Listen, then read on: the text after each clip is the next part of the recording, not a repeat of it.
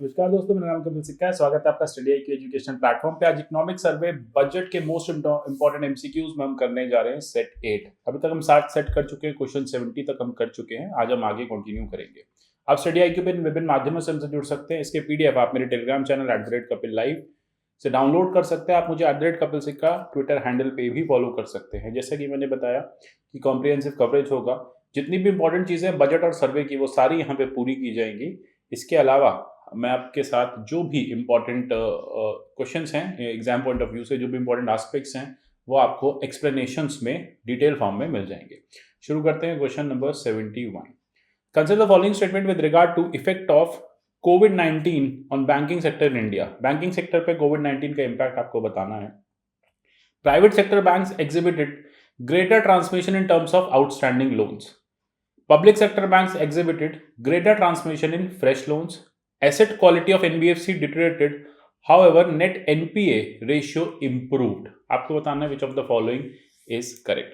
देखो, सबसे पहली बात है कि प्राइवेट सेक्टर बैंक्स ने आउटस्टैंडिंग लोन्स, जो ऑलरेडी लोन्स चल रहे थे, उसमें ग्रेटर ट्रांसमिशन किया है। ठीक है, तो फर्दर उसमें और ज़्यादा लोन्स डिसबर्स किए गए हैं। पब्लिक सेक्टर बैंक्स ने फ्रेश लोन्स का ज़्यादा ट्रांसमिशन किया है। और अगर हम बात करें एनबीएफसीज की, तो एनबीएफसी की एसेट क्वालिटी जो है वो तो डिटरेट हुई है, लेकिन जो नेट रेशियो है वो इम्प्रूव बहुत मार्जिनल हुआ है। ठीक है, तो बहुत ज़्यादा इंप्रूवमेंट आपको वहाँ पे नहीं दिखेगा। वहाँ पे आपको इनफैक्ट बहुत ही स्लाइट चांसेस आपको वो दिखेंगे कि स्लाइटली ये बेटर ऑफ हुआ है। तो इसको हम ये नहीं कहेंगे कि इंप्रूवमेंट है।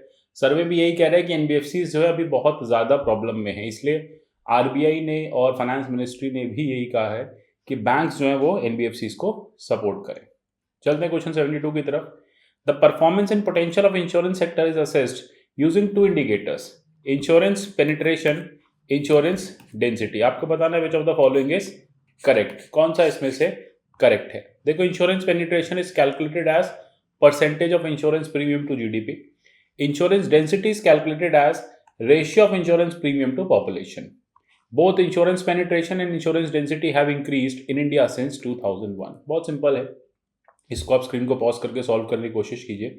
इंश्योरेंस पेनिट्रेशन होता है जब आप percentage of insurance premium versus GDP निकालते हो। इंश्योरेंस डेंसिटी होती है जब आप पॉपुलेशन वर्सेस इंश्योरेंस प्रीमियम निकालते हो। तो दोनों स्टेटमेंट करेक्ट है।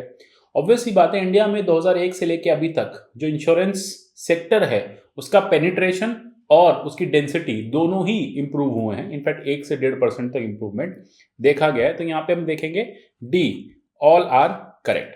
तो देखो, आप परफॉर्मेंस देखोगे इंश्योरेंस सेक्टर का पहले से बेटर हुआ है। अगर आप पेनिट्रेशन की बात करोगे तो 3.76, आपको नंबर से याद रखने की जरूरत नहीं है, 3.76% पे आया है।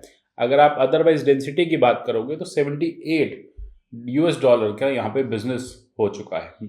ठीक है, 78 मिलियन $US का बिजनेस हो चुका है। चलते हैं क्वेश्चन 73 की तरफ। Consider the following pairs. बहुत सिंपल है, revenue deficit, fiscal deficit, primary deficit. ये टर्म्स हम सुनते रहते हैं, पढ़ते रहते हैं बार बार, हमें पता होना चाहिए इसका एग्जैक्ट मीनिंग क्या होता है, क्योंकि यूपीएससी इस तरह के क्वेश्चंस, ईपीएफओ में भी इस तरह के क्वेश्चंस डायरेक्टली आ जाते हैं। अब रेवेन्यू डेफिसिट कहता है difference between government revenue expenditure and revenue receipt. Obviously बात है, रेवेन्यू डेफिसिट मतलब रेवेन्यू का जो इनकम हुआ और रेवेन्यू का जो खर्चा हुआ, यानी रेवेन्यू जितना आया और उसमें से रेवेन्यू जितना खर्च हुआ। Fiscal deficit, difference between governments expenditure and governments total receipts, दुनिया भर से, नॉन टैक्स, टैक्स, हर तरह का। इसके बाद अगर आप देखेंगे प्राइमरी डेफिसिट, फिस्कल डेफिसिट में से जब इंटरेस्ट पेमेंट घटा दी जाती है तो वो प्राइमरी डेफिसिट होता है। अब आपको बताना है कौन सा इसमें से करेक्ट है। देखो, तीनों ही करेक्ट है, D is the right answer. तीनों अगर आप देखेंगे, रेवेन्यू, फिस्कल और प्राइमरी डेफिसिट की यही डेफिनेशन होती है। तो रेवेन्यू डेफिसिट क्या हुआ? गवर्नमेंट के रेवेन्यू एक्सपेंडिचर, रेवेन्यू रिसिप्ट्स का जो भी बैलेंस होता है।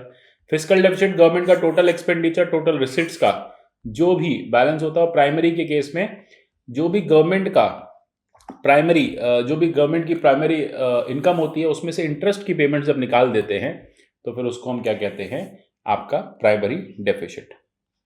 चलते हैं क्वेश्चन 74 की तरफ। Which of the following are the sources of non tax revenue. देखो, सरकार के रेवेन्यू दो तरह के होते हैं, tax revenue, non tax revenue. अब आपको बताना है कौन सा इसमें से करेक्ट है। एससीट्स, फॉरफिचर्स, फाइन्स एंड पेनल्टीज। देखो रेवेन्यू मतलब सरकार की जो आमदन हो, एक सीधा टैक्स लगा के लेती है, एक फाइन के थ्रू, पेनल्टी के थ्रू, चालान के थ्रू। ठीक है, सरकार ने चालान काटा, पुलिस ने चालान काटा, अब वो पैसा तो सरकार के पास जाएगा, तो वो भी सरकार का रेवेन्यू है, नॉन टैक्स। तो ऐसे ही आपको बताना है कौन कौन सा इसमें से नॉन टैक्स रेवेन्यू है।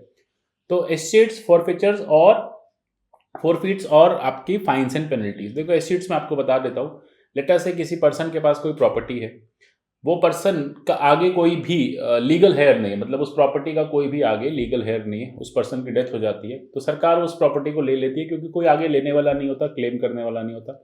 सरकार उस प्रॉपर्टी को बेच देती है, अपने पास रख लेती है, कुछ भी कर सकती है, उससे जो भी इनकम आएगी वो सरकार के नॉन टैक्स रेवेन्यू में जाएगी। ठीक है, इतना मैंने अभी क्लियर कर दिया। अब आपको बताना है कौन सा करेक्ट है, बहुत सिंपल है, 1 2 3 ऑल आर करेक्ट।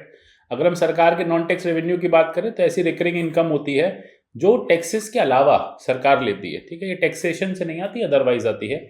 इसमें इंटरेस्ट, पावर सप्लाई फी, लाइसेंस फी, फाइन, ठीक है, स्पेक्ट्रम सेल किया उससे सरकार को इनकम हुई, वो भी नॉन टैक्स रेवेन्यू होगा। फी ऑफ कम्युनिकेशन सर्विसेज, यही मैंने अभी आपको बताया। एसेट्स, जो भी एसेट्स होते हैं इस तरह के जो लीगली सरकार, जिसका कोई लीगल हायर नहीं होता, जिस पे कोई लीगल बाइंडिंग नहीं होती, सरकार उसको ले लेती है, तो वो होते हैं आपके एसेट्स। तो all 3 are correct. Same way forfeiters आपको पता ही होगा, जिसमें कोई भी लीगल बिजनेस होने की वजह से सरकार जो है प्रॉपर्टी या कुछ भी फोरफिट कर लेती है। चलते हैं क्वेश्चन 75 की तरफ। Which of the following is are part of public account liabilities. देखो पब्लिक अकाउंट लाइबिलिटीज यहाँ पे बात हो रही है, बहुत सिंपल है इसे सॉल्व करना। पहले क्वेश्चन पढ़िए, national small savings fund, state provident fund, reserve funds, consolidated fund of India. आपको बताना है which of the following is correct, कौन कौन सा करेक्ट है। बहुत सिंपल है, कंसोलिडेटेड फंड ऑफ इंडिया के बारे में अगर आप देखेंगे तो ये सरकार की लाइबिलिटी नहीं होती, सरकार की इनकम होती है। ठीक है, तो ये इस हिसाब से आप यहाँ से इसको हटा सकते हैं and you will get B as a correct answer. B correct है। गवर्नमेंट लाइबिलिटीज कैसे होती हैं? डेट के फॉर्म में होती हैं, जो सरकार के ऊपर देनदारी होती है against consolidated fund of India. Consolidated fund of India के अगेंस्ट, इसी को हम पब्लिक डेट भी कहते हैं। इसके अलावा कुछ लाइबिलिटीज होती हैं जो पब्लिक अकाउंट में होती हैं, जैसे आपके प्रोविडेंट फंड, जैसे आपके नेशनल स्मॉल सेविंग्स का पैसा, ये सब सरकार के पास जाता है, लेकिन सरकार इसमें बैंकर होती है। ठीक है, बैंकर की तरह एक्ट करती है, बस आपके पैसे को अपने पास सेफ रखती है, जब आपको चाहिए होता है तो आप इसको विड्रॉ कर पाते हैं। अगर हम पब्लिक डेट की बात करें तो इंटरनल और एक्सटर्नल दो तरह के डेट होते हैं। इंटरनल डेट में मार्केटेबल, नॉन मार्केटेबल डेट होते हैं, government dated security, treasury bills, ये सारे के सारे मार्केटेबल डेट का पार्ट होते हैं। ट्रेजरी बिल्स की अगर हम बात करें तो treasury bills state government issue कर पाती हैं, सेंट्रल गवर्नमेंट इशू करते हैं, सेंट्रल आपके बैंक्स इशू कर लेते हैं for various purposes. External debt और अदर लाइबिलिटीज की जो डेफिनेशन है वो हम ऑलरेडी पहले भी कई बार डिस्कस कर चुके हैं। चलते हैं क्वेश्चन 76 की तरफ। Consider the following statement with regard to debt to GDP ratio. Debt to GDP ratio के बारे में हमें बताना है। एक इसके लिए अपडेट ये है कि आपने देखा होगा इंडिया का डेट टू जीडीपी रेशियो जो है वो बढ़ता जा रहा है, तो वो अच्छा साइन नहीं है। क्यों है, अभी हम डिस्कस करते हैं। Debt to GDP ratio is the metric comparing a country's public debt to its GDP. A country with high debt to GDP ratio typically has trouble paying off public debts. तो एक ये matric है जो compare करता है country का public debt to its GDP. Country, ऐसी country जिसका हाई डेट है विद रिगार्ड टू जीडीपी, वो अपने पब्लिक डेट को पे नहीं कर पाती है। दोनों बातें एकदम ठीक हैं। इंडिया के साथ भी यही हो रहा है कि इंडिया का डेट टू जीडीपी रेशियो जो है वो बढ़ता जा रहा है, 80-85% पे कोविड क्राइसिस के बाद आ जाएगा। तो यही कहा जाता है कि अगर किसी कंट्री का डेट टू जीडीपी रेशियो बहुत ज़्यादा है तो वो कंट्री अपनी डेट को रीपे नहीं कर पाती। अभी हम देखेंगे डेट टू जीडीपी रेशियो जो है वो 2003 के बाद से डिक्लाइन हुआ, फिर उसके बाद से स्टैटिक सस्टेन करता रहा। अभी कोविड क्राइसिस में फिर से लगभग 12 से 15% बढ़ गया है। ठीक है, तो यहाँ पे ये चीज़ें इंपॉर्टेंट हो जाती हैं। चलते हैं क्वेश्चन 77 की तरफ। MITRA scheme launch in budget 2021-22 किससे रिलेटेड है? Oil and petroleum, education sector, textile sector, fertiliser sector. बहुत सिंपल है। मित्रा स्कीम की अगर हम बात करें तो ये टेक्सटाइल सेक्टर से रिलेटेड है। इसको बजट में अनाउंस किया गया था हमारी फाइनेंस मिनिस्टर द्वारा। अब देखो, एक्सपोर्टेबिलिटी की बात करते हैं, कॉम्पिटिशन की बात करते हैं, कॉम्पिटिटिवनेस की बात करते हैं, तो हमारी गवर्नमेंट ने ये देखा कि हम इंडिया में जितना भी टेक्सटाइल सेक्टर है, हम बहुत ज़्यादा compete नहीं कर पा रहे बांग्लादेश और चाइना जैसी कंट्रीज से। तो इसके लिए हमने mega investment textile park scheme को लॉन्च किया। ये scheme globally competitive textile industry की बात करती है। ये इंडिया से एक्सपोर्ट्स को बूस्ट कराएगी और इंडिया में एक वर्ल्ड क्लास इंफ्रास्ट्रक्चर बनाएगी, जिससे टेक्सटाइल जो है वो बेटर हो सके और इंडिया जो है compete कर सके बाकी कंट्रीज से। चलते हैं क्वेश्चन 78 की तरफ। In the context of asset monetisation consider the following statements. Asset monetisation is a process of unlocking the value of investment made in public assets which have not yielded appropriate or potential returns so far. Budget 2021-22 provided for establishment of national monetization pipeline for potential greenfield assets. Term समझिएगा, greenfield की बात हो रही है। आपको बताना कौन सा करेक्ट है। सबसे पहले देखो एसेट मोनेटाइजेशन समझ लेते हैं। एसेट को मोनेटाइज करना यानी आपके पास कोई भी एसेट है उसको बेच देना मोनेटाइजेशन होता है। अब आप स्क्रीन पॉज करके इसके आंसर देने की कोशिश कीजिए। बहुत सिंपल है। देखो, government asset monetisation greenfield assets का नहीं करेगी। ग्रीनफील्ड तो अभी बने ही नहीं है, वो करेगी ब्राउनफील्ड का, जो ऑलरेडी जो कंपनीज एग्जिस्टिंग है, पीएसयूज हैं, सरकारी जो कंपनियां हैं, उसी को मोनेटाइज किया जाएगा। तो 2 रॉन्ग है, 1 करेक्ट है। आइडिया यही है, कोई सरकारी पीएसयू है वो अच्छे से काम नहीं कर पा रहा, सरकार सोचती है उसको चलाने से अच्छा उसको बेच दें। जैसे एयर इंडिया को बेचेगी तो एयर इंडिया के बाद एयर इंडिया के लेटेस्ट से एयरक्राफ्ट फैसिलिटी है उसको बेच देगी, एयरक्राफ्ट रिपेयरिंग फैसिलिटी है उसको बेच देगी, या फिर कोई लैंड है एयर इंडिया के पास उसको बेच देगी। तो वही एसेट मोनेटाइजेशन होता है। तो 1 इज करेक्ट।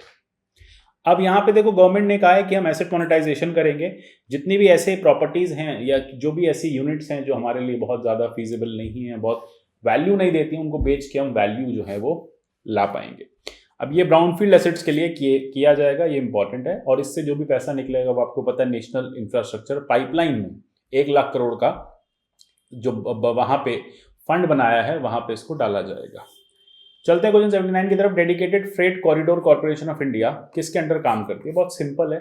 फ्रेट कॉरिडोर की बात करें तो रेलवे जो है वही हमारे जहन में आता है, रेलवे ही इसका आंसर है। देखो, डेडिकेटेड फ्रेट कॉरिडोर जो है वो रेलवे के अंडर है। 3306 किलोमीटर का पूरा कॉरिडोर बन रहा है। अब ये फ्रेट कॉरिडोर क्या है? मालवाहक, ठीक है, आपने देखा होगा जो भी गुड्स ट्रेन्स होती हैं उनके लिए एक स्पेशल कॉरिडोर बनाया जाएगा जिससे कि वो स्पीड से अपने डेस्टिनेशन तक पहुंच सके। आइडिया ये है कि पोर्ट से इंडस्ट्रीज को जल्दी या फिर प्रॉपरली कनेक्ट किया जा सके, ठीक है। तो इसमें क्या होगा, डेडिकेटेड रेलवे लाइन होगी, उस रेलवे लाइन पे सिर्फ फ्रेट यानी माल गाड़ियां ही चलेंगी। अब इसका जो हेडक्वार्टर है वो न्यू दिल्ली में है, पब्लिक सेक्टर अंडरटेकिंग है। ये प्लान करेगी, डेवलप करेगी, डिप्लॉय करेगी, रिसोर्सेज को यूज करेगी और उनको ऑपरेट करेगी। चलते हैं क्वेश्चन 80 की तरफ। Consider the following statement with regard to Metrolite in Metro Neo system. Metro Neo क्या है? एक मास रैपिड ट्रांजिट सिस्टम है, low cost, energy efficient, eco friendly urban transport के लिए, टियर 2 सिटीज के लिए। Light urban rail transit system, Metrolite जो है वो रेल सिस्टम है, lesser capacity at much less cost. आपको बताना है कौन सा इसमें से करेक्ट है। देखो, मेट्रो न्यू जो है टियर 1, टियर 2, टियर 3 सिटीज के लिए, यानी जो मेट्रो के बाहर की सिटीज हैं वहां पे जो मेट्रो रेलवेज डेवलप करने की कोशिश की जा रही है उसका नाम होगा मेट्रो न्यू। छोटे डिस्टेंस पे होगा, ठीक है, इको फ्रेंडली होगा, लो कॉस्ट पे बनाया जाएगा क्योंकि डिस्टेंस बहुत कम होगा ना, छोटे छोटे शहर हैं, 12-15 किलोमीटर के शहर हैं, उसी में रेलवे नेटवर्क बनेगा। मेट्रो लाइट जो है वो मेट्रो सिटीज में जो ऑलरेडी मेट्रो चल रही है, जैसे दिल्ली मेट्रो है, तो दिल्ली मेट्रो को एक फीडर सिस्टम से कनेक्ट किया जाएगा, तो उसमें लो कॉस्ट मेट्रो या लो कैपेसिटी मेट्रो भी साथ में रेलवे लाइन डाली जाएगी, ठीक है। तो ये टियर 1 सिटी के लिए light urban rail transit system और ये टियर 2, टियर 3 के लिए, तो दोनों ही यहाँ पे करेक्ट है। तो मेट्रो लाइट, मेट्रो न्यू क्या है? नई टेक्नोलॉजीज है मेट्रो रेल बनाने की टियर 1, टियर 2 सिटीज में।